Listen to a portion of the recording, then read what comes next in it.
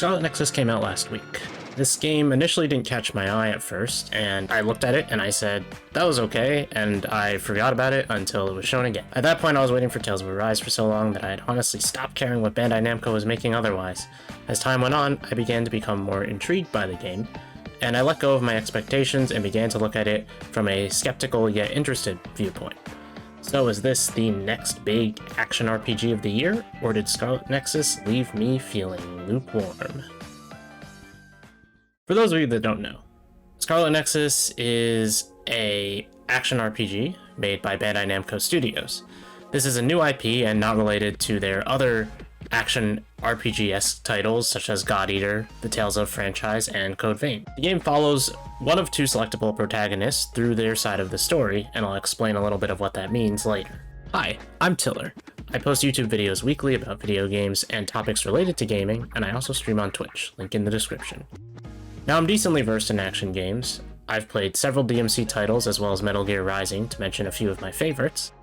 I've dug my hands into Bandai's action games before, like God Eater and Code Vein. Scarlet Nexus is very different from those titles though. Unlike those titles, you cannot customize your character nor your loadout. You're restricted to one weapon type that your character has upon choosing them, and you cannot play as other party members like in the Tales series. Now all of these restrictions may turn you off from the game, but I think you might be better off waiting to see and hear what I have to say about this gameplay system. So, since this is the first in the series of Rant and Rave, I'm going to do exactly that. Essentially, I'm going to tell you my review of a game by ranting about certain parts and raving about others. So if you're not interested in the positive thoughts, you can skip to the segment that I have divided up the video into of the rant portion. So, without further ado, Scarlet Nexus has a very strong and well-made combat system. Since you are locked into a single weapon, your attacks themselves will not vary much. Your main character utilizes psychokinesis, which is pretty well implemented. Tossing objects at enemies is satisfying, and is further enhanced by special objects you can toss at enemies that have miniature quicktime events, or QTEs, built into them. Combat itself is a lot of fun. The system becomes more interesting when you use your teammates' powers via SAS. This combines your character's powers with his or her teammates, and some of them just add power and flair, such as Hanabi's pyrokinesis, while others don't do a lot visually but provide heavy, useful support, such as Tsugumi's clairvoyance. There are also situational powers, but I won't get into them until later, so sit tight. Some of these powers were an absolute dream for me. Teleportation allows you to zip across the battlefield to reach opponents, and hypervelocity works exactly the way I would want it to work in a video game, despite the time limit on it. I deeply enjoyed the SAS applications in this game, and I think it allows the combat to remain interesting despite being forced to only use one weapon type with a limited number of moves. Additionally, the skill tree system differs between the two characters in that both of them get access to different skills and different moves. This can further separate your playthroughs from each other. Increasing your bond with characters via bond episodes gives their powers new flair, as well as new options for you in combat. These bond episodes are not exactly the same between both the two protagonists and the characters that you interact with. And they are not at all like the social links of Persona or the heart-to-hearts of Xenoblade Chronicles. Instead, they take you through a cutscene where the main character and other characters interact. There's usually one part where you venture off somewhere with them, but the sequences are never particularly drawn out. They mostly remain interesting. However, there are some sequences I did that took longer. These scenes are well implemented, and they help show good growth to each of your party members. And to elaborate on the differences, as it may have been confusing through the way I worded it, interacting with Hanabi as Yuito will not be the same as interacting with Hanabi as Kasane. The anime art style Bandai has been chasing for years feels like it's nearly perfected in Scarlet Nexus. Not that it hasn't felt very well implemented before, but I feel as they continue to make games, the style gets closer and closer to what they want to achieve. Despite the enemies' semi-realistic visuals, the art style kind of blends naturally with everything. The world feels alive, and sometimes there's always a sense of mystery in the air. The voice acting is also well done, and I think whether you choose the English dub or the Japanese dub, the quality is there. I think the voices fit the characters pretty well, and that the direction is pretty much as good as I would want it to be. I'm sure some people will disagree, but what I would say is don't be afraid to pick what you like, as it's all pretty much up to standards, and whether you like subs or dubs, just pick what you want. Just pick what you want. And the music is good. There are a lot of good tracks in this game. And you've got the hangout track, then you got the battle theme, then you got that creepy shit, and finally the opening, which I can't play here because the video will be claimed instantly. That's just how it is. The narrative of Scarlet Nexus is interesting, and the writers constantly throw new questions at you, and it becomes this kind of mystery. And you keep wanting to go back to get more story, but also keep up with your allies for the Bond episodes, but you also want to do the combat. It's a very potentially addicting loop. And I also want to add that I love the character designs for this game. Ultimately, Scarlet Nexus has a lot of good going for it, but it's uh-oh time. It's time for me to rant about some pieces of the game, and I've got a decent amount to say, so let's jump into that. I had a lot of praise for Scarlet Nexus, but I also have some gripes with it. The game runs into a few stoppers in gameplay once you've dug a hole into the game. Enemy spawns become repetitive as the variety of enemies is limited. Some enemies who were once mini-bosses begin to appear as regular spawns, and since there's a level-up system, enemies will have more health and more power later. Combat, although fun, becomes less varied and more of an endurance test of how much you really want to fight these enemies. In some areas, the waves of enemies take a long time to dispatch. If you can overlook that, then it's fine, but it has some bearing on the loop for the gameplay. Despite the good skill tree system and brain drive, which is an additional power-up that auto-activates once ready, the game also lacks moves. You're using essentially the same moves over and over again, and while that may be alleviated by using different powers for moves, it's a little disappointing that there isn't a little more variation to the attacks you can do. This doesn't necessarily make the game worse. I want to stress that, but it can weigh down on how you feel about the gameplay loop itself. A lack of enemy variety means employing the same strategies over and over again. On top of that, there are some mildly underutilized powers, but I think ultimately, after doing a little bit of research, my feelings for this are a little bit unfounded. It is very hard to find a use for certain powers in fights, though. I found that despite Tsugumi's clairvoyance giving me easier perfect dodge windows and being able to see invisible enemies, I felt like using it was just not something that was a necessity for my playthrough.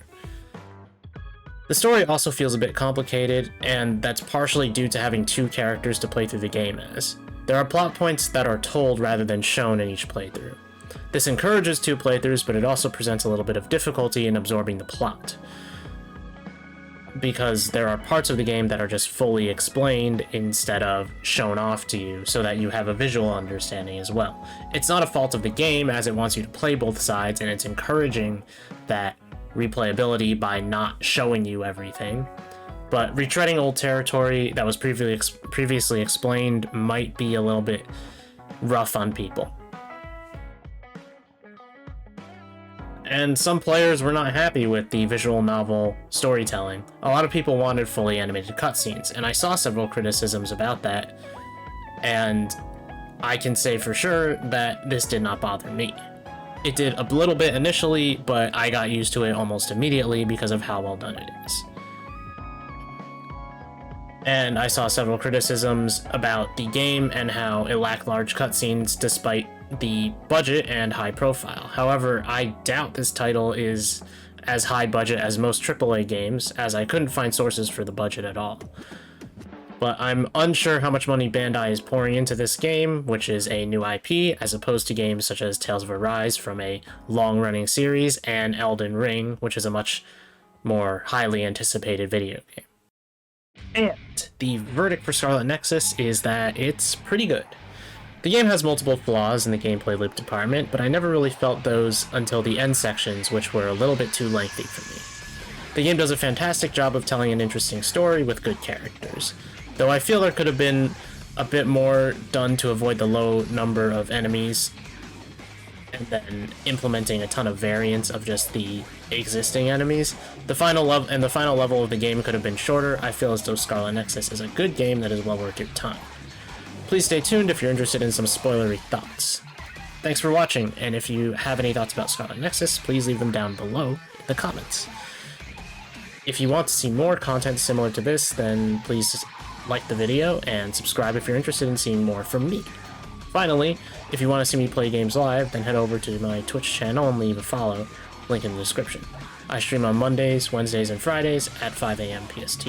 So I figured there are some people watching this for more than just an overview of the game they've already played, so I want to rant and rave about the story and character spoilers. So if you're a spoiler-free person who wants to stay spoiler-free and play the game, leave.